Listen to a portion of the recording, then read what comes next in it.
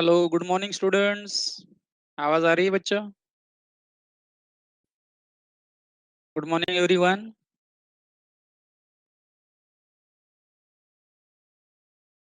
बच्चे, Indian contract act का reading अच्छे से स्टार्ट कर दो। हाँ, थोड़ा राइटिंग प्रैक्टिस भी करो, रोज 15 मिनट का लिख के घर पे।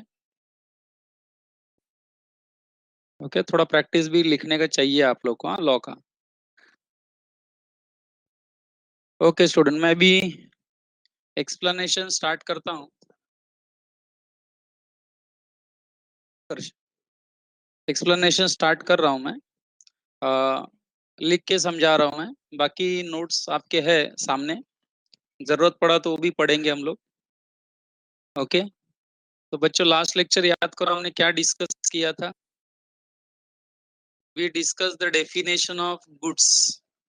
Then we discussed types of goods: existing goods, future goods, contingent goods, जो कि मैंने विथ एग्जांपल आपको एक्सप्लेन किया था। आपको कुछ बच्चों को समझा भी था वो। फिर एग्जिस्टिंग गुड्स को हमने 3 पार्ट में और डिवाइड किया: specific goods, ascertained goods, unascertained goods. मैंने कार के शोरूम का एग्जांपल लिया था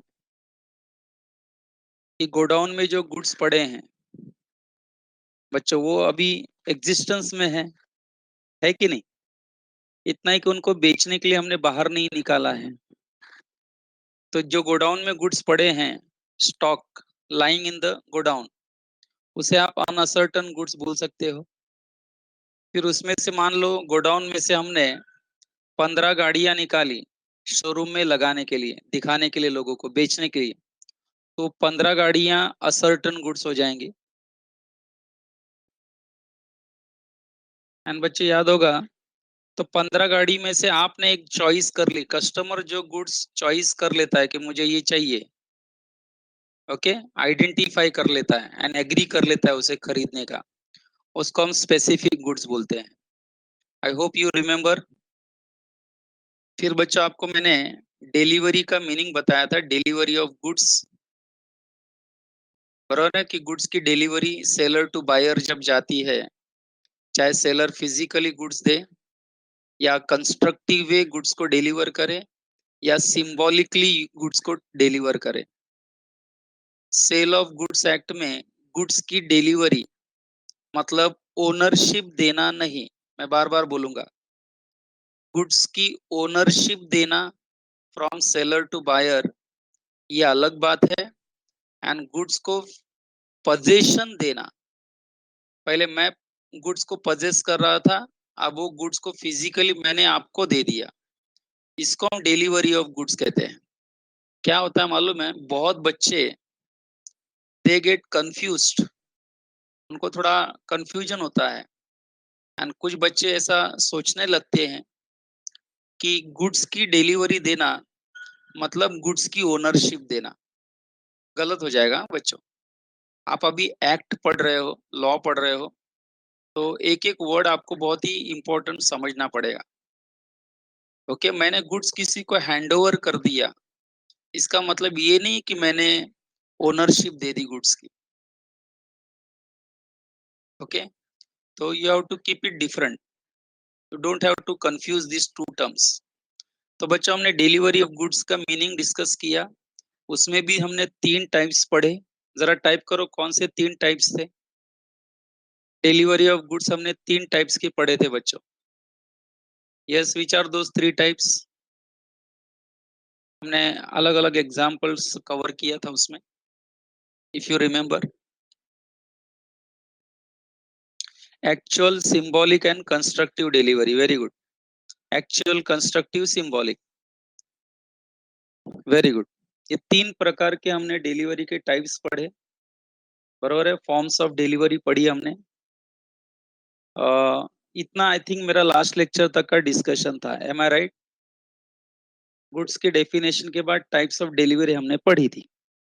अब बच्चों, जरा स्क्रीन पे देखो, मैं एक एक कॉन्सेप्ट एकदम क्लियर कर रहा हूँ। नेक्स्ट टर्म जो आज हम पढ़ने जा रहे हैं बच्चों, द नेक्स्ट टर्म, आपके बुक के हिसाब से अगर मैं बताऊं तो नेक्स्ट टर्म होगा जो हम आगे लेक्चर में बार बार यूज करेंगे, goods in a deliverable state. पहले मैं जो लिख रहा हूं उस पर ध्यान दो, नोट्स बाद में पढ़ेंगे। Goods in deliverable state. बच्चों ये स्टेटमेंट आपके सामने आने वाले लेक्चर में आएगा, उस वक्त आपको कंफ्यूजन नहीं होना चाहिए। बच्चों हमने टाइप्स ऑफ डिलीवरी पढ़ने के बाद next concept is goods in a deliverable state. जैसा मैं एक प्रश्न कह रहा हूं, कर रहा हूं, when we say the goods are in a deliverable state, हम कब कहेंगे कि गुड्स डिलीवरेबल स्टेट में आके रखे हैं या goods are in deliverable state? तो आंसर इज वेरी सिंपल बच्चों। Goods are said to be in a deliverable state when they are put in such condition, उनको ऐसे कंडीशन या हालात में रखा जाता है जहां पर buyer is bound to take the delivery of it. Try to understand. I said bound to take the delivery. यानी एक बार सेलर ने, बच्चों जरा ध्यान दो मैं जो लिख रहा हूं, अगर एक बार गुड्स के सेलर ने गुड्स को ऐसे स्टेट में लाके रख दिया, ऐसे कंडीशन में लाके रख दिया कि अब बायर वो गुड्स ले जाने के लिए मना नहीं कर सकता। Now the buyer becomes bound to take the delivery of it. जब बायर बाउंड हो जाता है गुड्स की डिलीवरी लेने के लिए, तो बच्चों उस स्टेट ऑफ या उस सिचुएशन को हम कहेंगे कि सेलर ने गुड्स को डिलीवरेबल स्टेट में पुट अप किया है। Goods are in a deliverable state, जहां बायर आगे चल के रिजेक्ट नहीं कर सकता। मुझे ये बताओ बच्चों, आजकल शॉपिंग जैसा आप कर रहे हो, ये बेस्ट एग्जांपल है। तो बच्चों जैसे आप डीमार्ट में या बिग बाजार में गए, आपने ट्रॉली में सब सामान रखा जो भी आपको चाहिए, ठीक है, सेल्फ सर्विस है। फिर बच्चों आपने काउंटर पर आ गए, एंड काउंटर पर आने के बाद कैशियर ने आपका बिलिंग किया, जो भी बिल बनाने का था वो बिलिंग किया, एंड बिलिंग करके बच्चों जो सामान आपने लिया था उसको पैकेज में डाल दिया, यानी कि पैकेट्स में डाल दिया। बरोबर है, आप जो पैकेज लाए हो, बरोबर है, सामान ले जाने के लिए, कैरी करने के लिए, कैरी बैग जिसको हम बोलते हैं ना, कैरी बैग, उसमें उसने सब सामान आपको लाके दे दिया। अब बताओ ये सिचुएशन को आप क्या कहेंगे? बिलिंग करके उसने सब सामान कैरी बैग में अच्छे से आपको भर के आपके पास रख दिया। अब बताओ कैन यू रिजेक्ट नाउ कि now I don't want the goods? Hello, can you reject? नहीं। ये जो कैरी बैग में गुड्स उसने आपको दे दिया भर के, इस सिचुएशन को हम क्या कहेंगे कि सेलर ने गुड्स को डिलीवरेबल स्टेट में लाके रख दिया। Do you agree with this line now? He has put the goods in a deliverable state, यानी ऐसी स्थिति में अब buyer is bound to take the delivery of it. अब बायर बाइंडिंग हो जाएगा उसके ऊपर कि वो गुड्स की डिलीवरी ले। बरोबर है, ही बिकम्स बाउंड, क्योंकि सेलर ने गुड्स के साथ कुछ ऐसा किया, ऐसे कंडीशन में लाके रख दिया कि now buyer is bound to take the delivery of it. तो बच्चों ऐसे कंडीशन को हम कहेंगे goods are put in a deliverable state. I hope you understood everyone. बच्चों मुझे ये बताओ, मैं ऐसे ही क्वेश्चन पूछ रहा हूँ, आप डीमार्ट में ट्रॉली लेके अंदर गए, पूरा सामान से भर दिया, देखो हाँ, ध्यान दो, पूरा सामान से भर दिया, एंड भरने के बाद अचानक आपका शॉपिंग करने का मूड गया, तो आपने ट्रॉली उधर साइड में ही लगा के डीमार्ट से निकल गए। क्या आप बाउंड हो गए क्या गुड्स लेने के लिए? हेलो, पीछे पीछे वो क्या सिक्योरिटी गार्ड आएगा क्या आपको खींचने के लिए, अरे चलो चलो चलो करके, आपने ट्रॉली भर दी है? नहीं बच्चों, goods are not in deliverable state, so you are not bound to take the delivery. बरोबर है, you are not bound to take the delivery. Try to understand. मैं ट्रॉली को लेकर कैश काउंटर पे नहीं गया, बिलिंग नहीं हुआ, गुड्स को कैरी बैग में नहीं डाला गया, तो then how I am bound to take the delivery of goods, है कि नहीं? बाद में पता चला एसी की हवा खाने गया था, गर्मी थी ना बाहर, टाइम पास। ये कुछ लोग ऐसे भी होते, देखो 2 घंटा शॉपिंग किया, ट्रॉली लेके घुमा, बाद में ट्रॉली छोड़ के उधर ही बाहर निकल गए सब। पता चला कि एसी है ना उधर, अच्छा ठंडा हवा है, तो ऐसे ही घूमने गए थे, टाइम पास करने गए थे। बताइए, ऐसे लोग भी होते हैं। जाने दो बच्चों, आई hope you understood my next point. Okay बच्चों, इधर मान लो, इधर देखो कि मिस्टर एक्स है बच्चों, मान लो मिस्टर एक्स है बच्चों। ये क्या करता है? ये सी ये मतलब लकड़े का बिजनेस करता है, इसका वुडन बिजनेस है, बरोबर है? सॉ मिल सुना है आपने? Saw mill, do you know what is saw mill? Have you heard saw mill? बरोबर बच्चे, बड़े बड़े ट्रीज कट करके यहाँ पे टिम्बर शेप एंड साइज में बनाया जाता है। टिम्बर आप समझते हो ना, प्लाईवुड वगैरह मिलता है, देखो आपको फर्नीचर के लिए प्लाईवुड वगैरह मिलता है। तो बच्चों वो प्लाईवुड वगैरह कहाँ सब रेडी होता है? सॉ मिल्स में रेडी होता है। तो मान लो मिस्टर एक्स का वुडन बिजनेस है, सॉ मिल का बिजनेस है। एक वाई नाम का व्यक्ति आया एंड उसने कुछ बच्चों मान लो कुछ प्लाईवुड का या टिम्बर का उसने कुछ ऑर्डर दिया कि मुझे ऐसा ऐसा प्लाईवुड टिम्बर चाहिए, बरोबर है? आप कट करके रेडी रखो।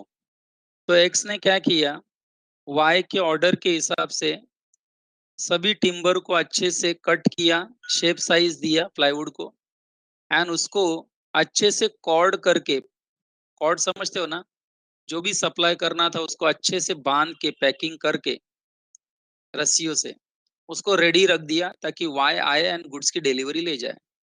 बच्चों, जब मिस्टर एक्स टिम्बर को अच्छे से शेप साइज में कट करके उसको अच्छे से कॉर्ड करके बांध के, है ना, साइड में अगर रखवा देता है, कहीं कहीं साइड में रखवा देता है ताकि वाई आए एंड गुड्स को लेके जाए, तो आपको लगता नहीं मिस्टर एक्स ने गुड्स को डिलीवरेबल स्टेट में लाके रखा? Don't you think so? He has done whatever he was suppose to do with the goods, बराबर है? एंड बच्चों, इन्होंने क्या किया, टिम्बर को साइड में रख के कट करके शेप साइज में उसका बंडल बना के कॉर्ड करके उसको दे दिया, बंडल बना के रेडी करके साइड में रख दिया। इसका मतलब भी सेलर ने गुड्स को ऐसी स्थिति में लाके रखा है कि अब वाई चाहकर भी गुड्स को रिजेक्ट नहीं कर सकता। Now he is bound to take the delivery of the goods, बरोबर है? तो बच्चों, आई थिंक एक और इम्पोर्टेंट कॉन्सेप्ट मैंने कवर कर लिया है। बुक से रीड कर लोगे ना बच्चों? जरा पॉजिटिव आंसर दो। आप पढ़ लोगे ना? मैं जो भी बुक का है ना बच्चों, वही 100% पढ़ाने की कोशिश कर रहा हूँ। एंड मुझे अभी ऐसा लगता है कि एज अ सीए स्टूडेंट अभी आपको खुद भी थोड़ा पढ़कर समझने का प्रैक्टिस होना चाहिए, है ना? अभी एक पूरा इंडियन कॉन्ट्रैक्ट आप एक्ट मैंने आपको वर्ड वर्ड पढ़ के पढ़ाया, रीजन था मेरे पास। अभी बच्चों मैं जो जरूरी है उतना वापस पढ़ूंगा, बाकी आप खुद रीड करेंगे, ओके? चलो, आई थिंक गुड्स की delivery, goods are put in a deliverable state, ये सारे कॉन्सेप्ट हमने कवर कर लिए। बच्चों, अभी नेक्स्ट कॉन्सेप्ट जो है, जरा ध्यान दो, सीए के एग्जाम में आपको ये डिफरेंस करके आ सकता है, गिव डिस्टिंक्शन बिटवीन, बट उसके लिए पहले दोनों का समझना पड़ेगा concept. Document of title, title of goods, बच्चों बहुत ही इंपॉर्टेंट कॉन्सेप्ट, बहुत ही important concept sale of goods act में, बहुत ही इंपॉर्टेंट कॉन्सेप्ट। बच्चों, इसमें मैं क्या करूंगा, what is document of title of goods, ये पढ़ाने से पहले पूरा first will discuss the word title. Do you know what is title? कभी सुना था कि नहीं वर्ड टाइटल? मेरे पास टाइटल नहीं है गुड्स का, तेरे पास टाइटल होगा तो दे दे, ऐसा कभी सुना है कि नहीं माँ बाप के मुंह से या बड़े लोगों के मुंह से, कि उसके पास जमीन की टाइटल नहीं है? Have you heard? कभी ऐसा सुना होगा? नहीं, नहीं सुना है शायद, no doesn't matter, no problem. चलो बच्चों, मैं आपको बता दूं, टाइटल मतलब बच्चों right to I have right to sell goods. बहुत इंपॉर्टेंट बात बताई मैंने सीए बच्चों को। सीए को ये जानना जरूरी है। Title is nothing but right to sell goods. Many students get confused with ownership. बच्चों ट्राई टू अंडरस्टैंड, ओनर होना अलग बात है एंड गुड्स की टाइटल आपके पास होना अलग बात है। मैं मानता हूं बच्चों, टाइटल गुड्स का हमेशा किसके पास रहेगा, ये बात सही है। टाइटल गुड्स की हमेशा किसके पास रहेगी? टाइप करो क्या लिखा मैंने। गुड्स की टाइटल हमेशा किसके पास रहेगी? तो ऑफ कोर्स ओनर के पास ही रहेगी, इसमें कोई दो ओपिनियन है ही नहीं बच्चों। I think you agree with me. Every owner has right to sell the goods. Do you agree with this line? मैं अगर गुड्स का मालिक हूं तो मेरे पास हक है कि मैं गुड्स को बेच सकूं। किसी और का गुड्स मैं कैसे बेच दूं जो मेरा है ही नहीं। लेकिन बच्चों आपको लगता नहीं कि ओनर, मान लो ओनर, जो गुड्स का ओनर है बच्चों, मान लो वो यूएसए में है, फॉरेन कंट्री में है एंड उसे गुड्स बेचना है इंडिया में। तो आपको लगता नहीं ये ओनर जो है, बरोबर है, ये जो ओनर है ये मान लो किसी पर्सन को इंडिया में, आपको लगता नहीं अपॉइंट कर सकता है? अपॉइंट करके उसको अथॉरिटी दे सकता है कि तुम मेरे बिहाफ पर ये गुड्स बेच सकते हो। I give you power. कभी सुना है आपने पावर ऑफ अटॉर्नी? कभी फिल्मों में, टीवी सीरियल में ऐसा कभी सुना है प्रैक्टिकली? लोग पावर ऑफ अटॉर्नी देते हैं। क्या मतलब होता है वो पावर ऑफ अटॉर्नी का? पावर ऑफ अटॉर्नी का मतलब क्या होता है? ओनर कोई और, लेकिन बेचने का अधिकार किसी और को होगा। ओनर कोई और, लेकिन उसे गुड्स को बेचने का अधिकार किसी और को होगा। तो बच्चों मान लो कि ये जो पर्सन अपॉइंट किया गया है, ओनर ने अपॉइंट किया है, उसे अथॉरिटी दी है कि तुम मेरे बिहाफ पर गुड्स को सेल करो। तो बच्चों अब बताओ इस एग्जाम्पल में किसके पास गुड्स की टाइटल है बेचने का? गुड्स का टाइटल किसके पास है बेचने का? चलो मेरे एग्जाम्पल में मैं ओनर एंड पर्सन ऐसा दो लिखा हूं, तो आपको क्या आंसर लिखना चाहिए? किसके पास टाइटल है ना? हाँ, डेफिनेटली बच्चों, आई थिंक आप समझ गए हो। आप लॉ के बच्चे हो बच्चों, कैसा फर्क पड़ता है देखो ना। और बच्चों ये लाइन भी याद रखो, गुड्स बेचने वाला जरूरी नहीं हमेशा ओनर हो। Do you agree with this line? Seller जरूरी नहीं हमेशा ओनर हो। सेलर जरूरी नहीं हमेशा ओनर हो। आप अभी लॉ के स्टूडेंट्स हो, एक एक लाइन आपको समझ में आनी चाहिए बच्चों। हम कॉमन लैंग्वेज की बात ही नहीं कर रहे यहाँ। हाँ, ये समझ में आता है हमको बाय डिफॉल्ट कि ओके, तो बच्चों ये समझ में आता है हमको कि टाइटल ऑफ गुड्स का मतलब क्या। तो बच्चों मान लो ओनर ने किसी को अपॉइंट ही नहीं किया, चलो ओनर खुद ही बेच रहा है गुड्स को। तो अब बताओ टाइटल किसके पास है? ओनर है, वो बेच रहा है गुड्स। ऑफ कोर्स ओनर के पास ही टाइटल है गुड्स का। आप समझ में आया बच्चों टाइटल का मतलब?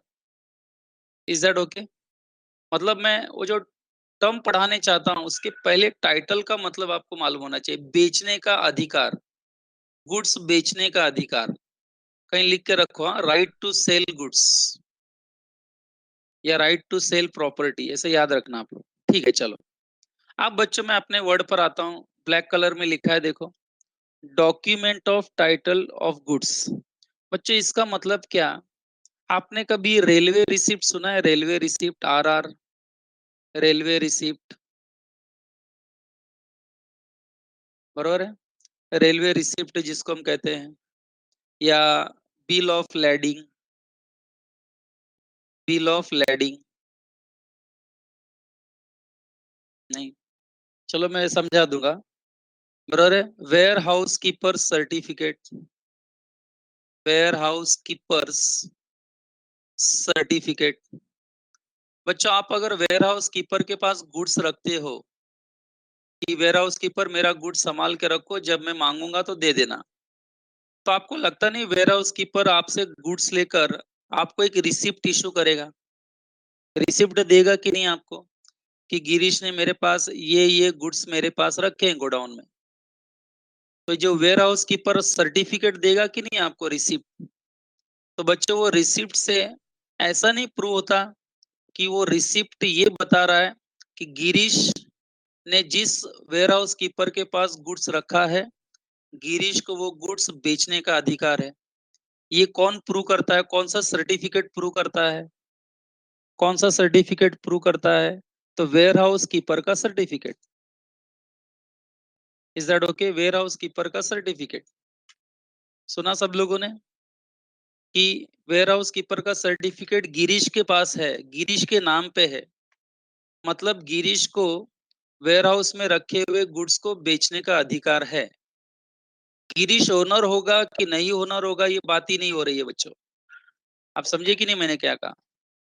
वो ओनर है ओनर नहीं है, ये बात ही नहीं हो रही है।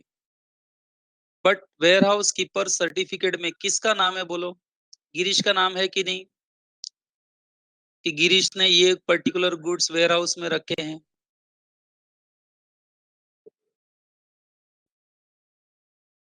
तो इसका मतलब गिरीश को वो गुड्स बेचने का अधिकार है। तो बच्चों इसका मतलब गिरीश के लिए वेयर हाउस कीपर सर्टिफिकेट क्या बन गया? तो अपना हेडिंग पढ़ो, क्या बन गया? डॉक्यूमेंट। ये ऐसा डॉक्यूमेंट है जो टाइटल ऑफ गुड्स को प्रूव करता है कि मेरे पास वेयर हाउस कीपर सर्टिफिकेट एक ऐसा डॉक्यूमेंट है जो गिरीश का अधिकार उस गुड्स पे है, ये प्रूव करता है। अब चाहे गिरीश ओनर हो या गिरीश के पास अटॉर्नी हो, पावर ऑफ अटॉर्नी हो बेचने की, लेकिन गिरीश गुड्स को बेच सकता है, ऐसा अधिकार जाहिर होता है।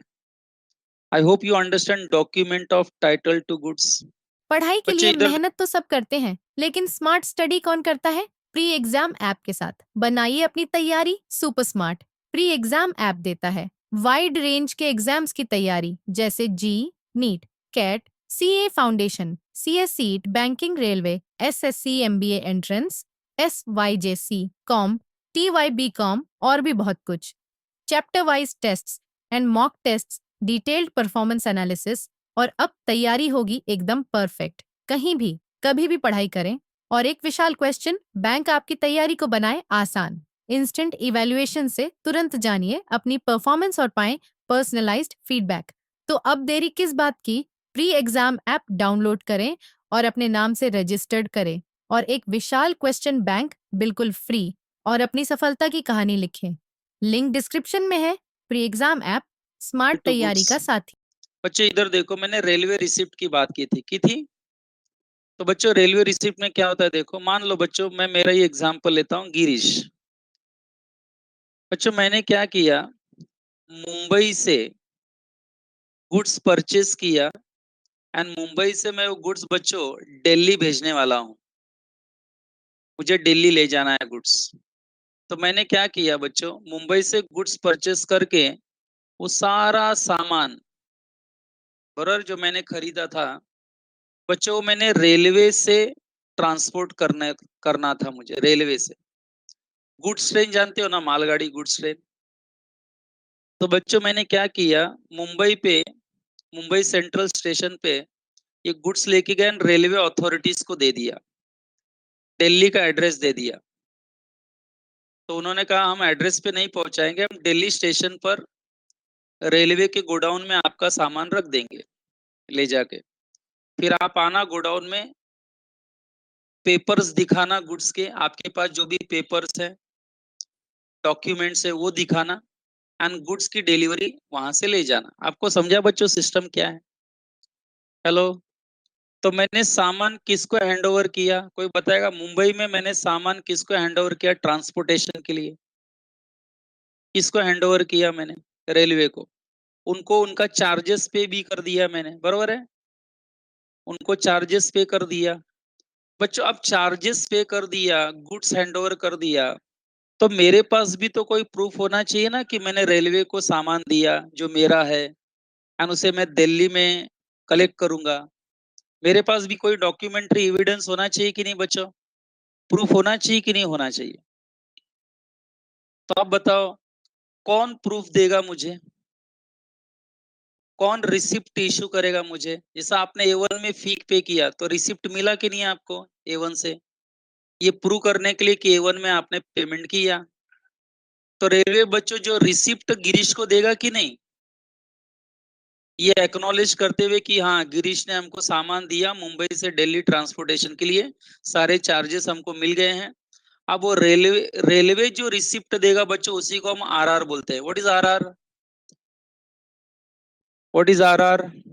राजस्थान रॉयल्स नहीं है बच्चों, यहाँ आजकल आईपीएल भी बहुत आ रहा है, भयंकर भयंकर। आरआर मतलब रेलवे रिसिप्ट, बरोबर है। तो बच्चों अब गिरीश बाद में फ्लाइट से जाएगा या बाद में घूम फिर के जाएगा, वो गिरीश तो बाद में जाएगा, लेकिन गिरीश का सामान जा रहा है कि नहीं अभी Mumbai to Delhi by train? Goods train जा रहा है कि नहीं बच्चों? समझने की कोशिश करो। एक भी समझ में आ गया ना तो बाकी अपने आप समझ में आ जाएगा। मैं तो पहुंचूंगा जब पहुंचना है मुझे। अब बच्चों मान लो वो सामान दिल्ली पहुंच गया, रेलवे अथॉरिटीज ने वो गुड्स ट्रेन से सामान निकाला एंड रेलवे के गोडाउन में रख दिया। फिर बच्चों चार चार पांच दिन बाद मैं पहुंचा दिल्ली एंड मेरे पास क्या है आप बताओ? वो गुड्स दिल्ली से कलेक्ट करने के लिए मेरे पास आरआर है कि नहीं? तो बच्चों रेलवे अथॉरिटीज को मैंने आरआर दिखाया दिल्ली में दिखाया एंड वो आरआर देखकर रेलवे अथॉरिटीज ने मुझे वो सामान हैंडओवर कर दिया, बराबर है बच्चों, सामान हैंडओवर कर दिया। सिंबॉलिक डिलीवरी जैसा हो गया कि नहीं? ये सिंबॉलिक डिलीवरी जैसा एक प्रकार से हो गया। अब बताओ बच्चों ये आरआर मेरे लिए क्या था? क्या था ये आरआर? ये कहीं ना कहीं वो डॉक्यूमेंट है जो प्रूव करता है कि नहीं कि ये गुड्स पर गिरीश का अधिकार है, या इस रेलवे रिसीट पर जिसका भी नाम लिखा हो बच्चों, वो जाकर ये रेलवे रिसीट प्रोड्यूस करेगा रेलवे अथॉरिटी के पास एंड रेलवे अथॉरिटी उसको गुड्स हैंड ओवर कर देंगे। अब सुना सब लोगों ने? Is that clear?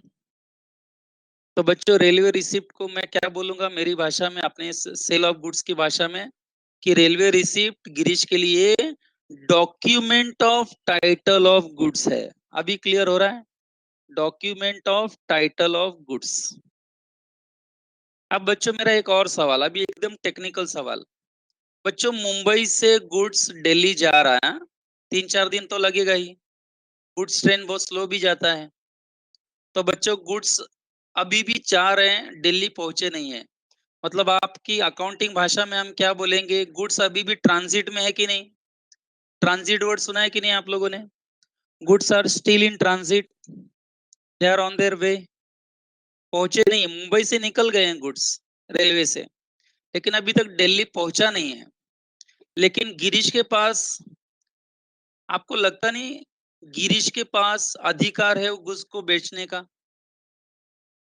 क्योंकि गिरीश के पास आरआर है। Do you agree with this line? जो गुड्स मुंबई से दिल्ली जा रहा है वो गुड्स पर अथॉरिटी गिरीश की है, गिरीश का अधिकार है। गिरीश मान लो 2 मिनट के लिए मालिक भी है वो गुड्स का। गिरीश के पास आरआर है, रेलवे रिसिप्ट है, बरोबर है, इसलिए गिरीश को गुड्स बेचने का अधिकार है। बच्चों मैंने क्या किया मालूम है आपको? इधर देखो, गिरीश ने क्या किया, राहुल नाम के व्यक्ति को ये सारा गुड्स बेच दिया। सामान नहीं है, सामान तो अभी मुंबई से दिल्ली जा रहा है। मान लो राहुल सर भी दिल्ली के हैं एंड वो भी मुंबई आए थे, तो बच्चों हमारी डीलिंग मुंबई में ही हो गई एंड मैंने वो सारा सामान राहुल सर को सेल कर दिया, सेल, क्योंकि मेरे पास अधिकार है। एंड मैंने रेलवे रिसीट पे क्या किया, बात को समझो, रेलवे रिसीट के बैक साइड पर मैंने लिख दिया transfer to Rahul sir, transfer to Rahul sir, and बच्चों मैंने मेरी साइन कर दी। याद है बच्चों बिल ऑफ एक्सचेंज एंडोर्स होता है by signing it on the back side of the bill, and अब बाद में एंडोर्स ही जाके पैसा कलेक्ट करता है ड्रॉई से, मालूम है ना आपको? Hello hello hello, bill of exchange, hello.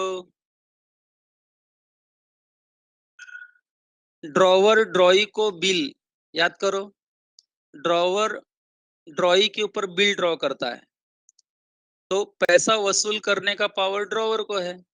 लेकिन ड्रॉवर क्या करता है, बिल ऑफ एक्सचेंज को एंडोर्स कर देता है। तो जिसके फेवर में एंडोर्स करते हैं एंडोर्सी, वो जाकर ड्रॉई से पैसा वसूल करता है कि नहीं बाद में।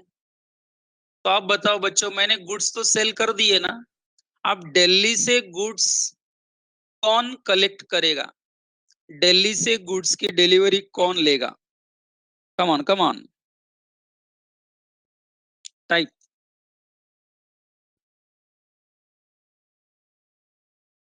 राहुल सर लेंगे, क्योंकि आप भी रेलवे रिसीट पर किसकी नाम आ गई है, अब किसको अधिकार मिल चुका है गुड्स की डिलीवरी लेने का, अब टाइटल किसके पास आ गया है, अब वही गुड्स बेचने की टाइटल किसके पास आ गई है, राहुल सर के पास। एंड बच्चों ये मैंने कैसे किया, by signing it on the back side of the document. यानी बच्चों document of title of goods can be endorsed by mere delivery by signing it on the back side. मैंने साइन करके वो रेलवे रिसिप्ट राहुल सर को hand over किया।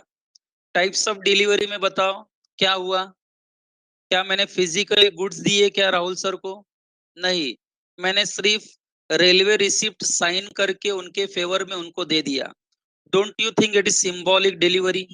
Very good Kusum, don't you think it is symbolic delivery students? हाँ बच्चों, आवाज आ रही है अभी?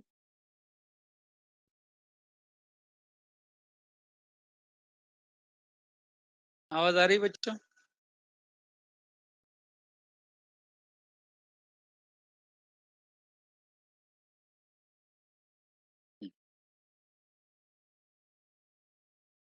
स्क्रीन दिख रहा है ना सबको? स्क्रीन दिख रहा है ना? हाँ, ठीक है बच्चों।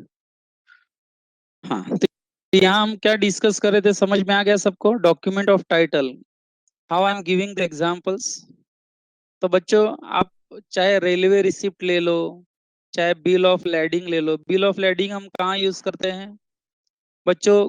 गुड्स जब शिप से जाता है, मालूम है ना, शिप, शिप से जब गुड्स जाता है, तो बच्चों उस वक्त बिल ऑफ लैडिंग इशू किया जाता है। जैसा मैं रेलवे से गुड्स बेचता हूँ, तो रेलवे अथॉरिटीज क्या देते हैं मुझे?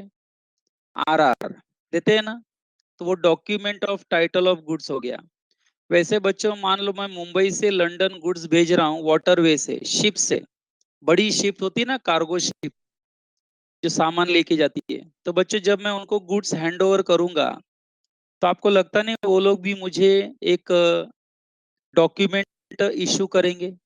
Ship ship shipping authority, shipping company, आपको लगता नहीं मुझे एक ऑथर डॉक्यूमेंट इशू करेगी? तो बच्चों उसी को हम बिल ऑफ लैडिंग कहते हैं। हेलो, आवाज आ रही है बच्चों?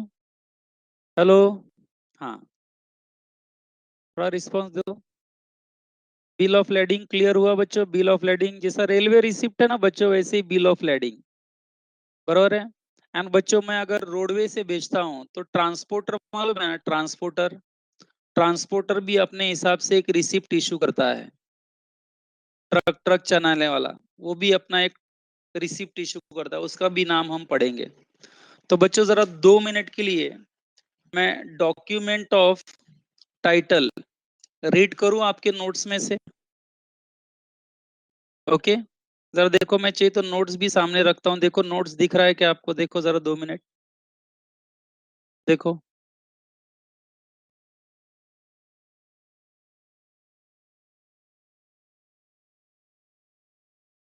एक मिनट है स्टूडेंट।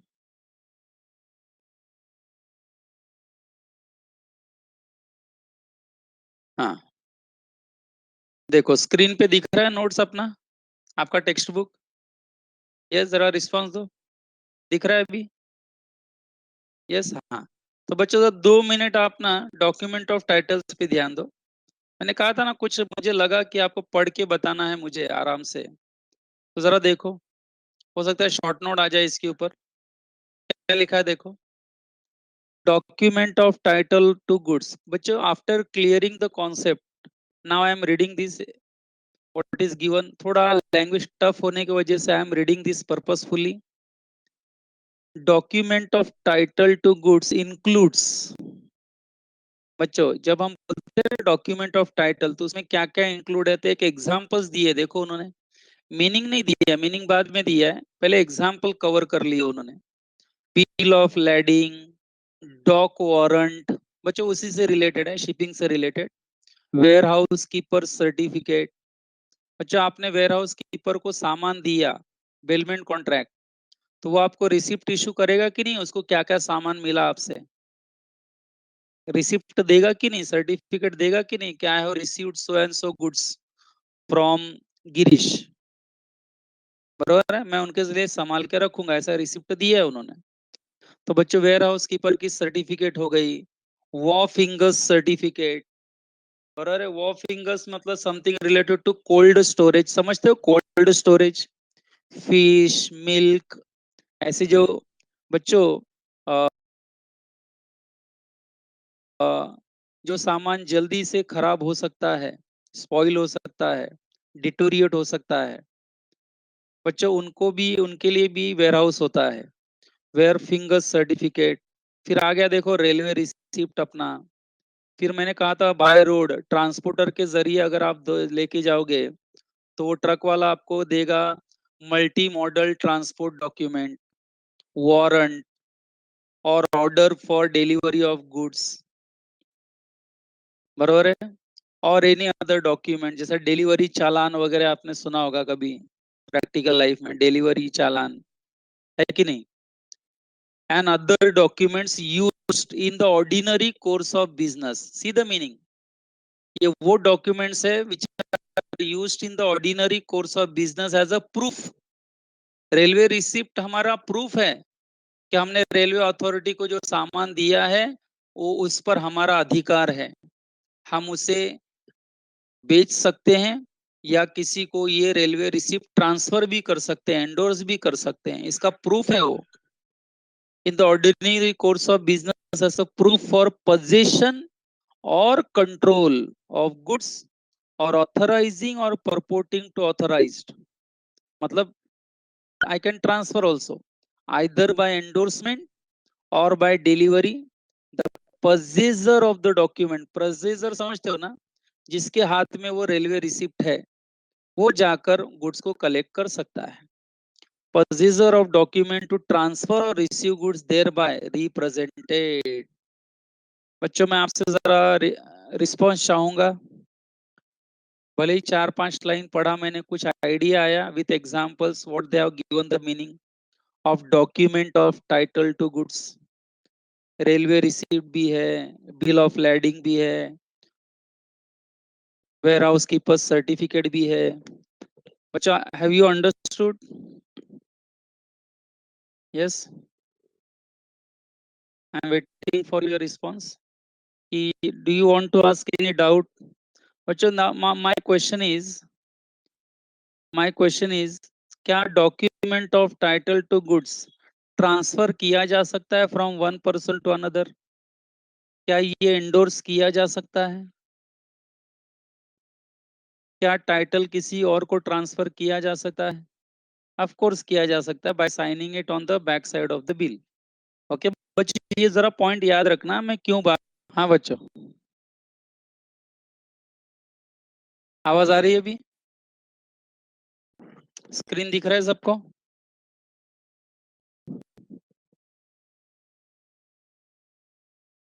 वॉइस ब्रेक हो रहा है अभी भी? वॉइस ब्रेक हो रहा है? क्या आवाज आ रही है क्लियर कट?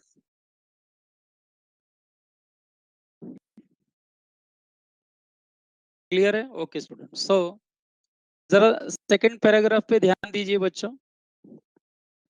अच्छा, द लिस्ट इज ओनली इलिस्ट्रेटिव, मैंने अभी एग्जांपल्स पढ़े, ऊपर भी सेम एग्जांपल्स थे। द लिस्ट इज ओनली इलिस्ट्रेटिव और नॉट एग्जॉस्टिव, इसका मतलब जो अभी हमने एग्जांपल्स पढ़े बच्चों वो उतने ही एग्जांपल्स नहीं है document of title of goods के, और भी कई एग्जांपल है। ये just for illustrative purpose, example purpose हमने 4-5 लिखे हैं, लेकिन ये लिस्ट और आगे बढ़ी है। हाँ? Document of title of goods, बच्चों ये लिस्ट बड़ी है. Just for your reference, they are given 4 to 5 examples. Any other document which has the above characteristics will fall under the same category. बच्चों कोई भी रिटर्न डॉक्यूमेंट जिसमें बच्चों ऊपर जो हमने पढ़ा वो सारे अगर अधिकार हैं,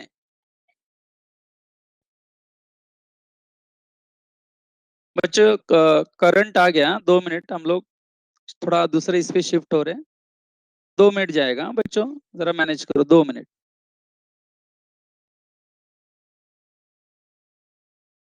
ये पहले डिस्कनेक्ट करो, डी लिंक डायरेक्ट. ये पहले डिस्कनेक्ट करना है.